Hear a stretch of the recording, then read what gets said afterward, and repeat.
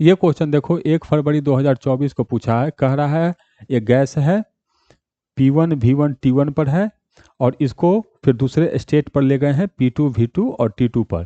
कैसे ले गए हैं? एक प्रोसेस से जिसमें P इंटू वी का पावर 3/2 इक्वल टू K दिया है।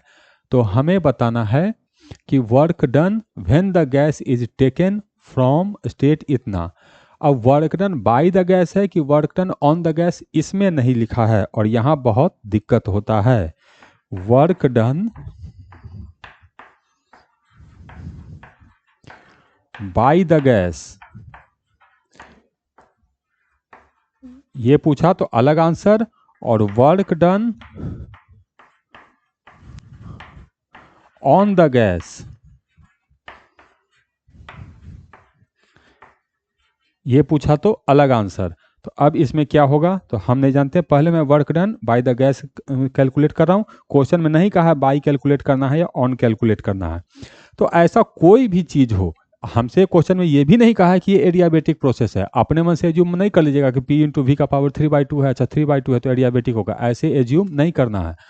अगर कोई भी प्रोसेस हो जिसमें P इंटू वी का power x equal to constant है, ये x जो है वो आइसोथर्मल नहीं होना चाहिए, x1 छोड़कर कोई भी प्रोसेस है, तो इस प्रोसेस में work done by the gas है, इसका जो फॉर्मूला होता है P1 V1 minus P2 V2 divided by x minus 1। ये work done by the gas है।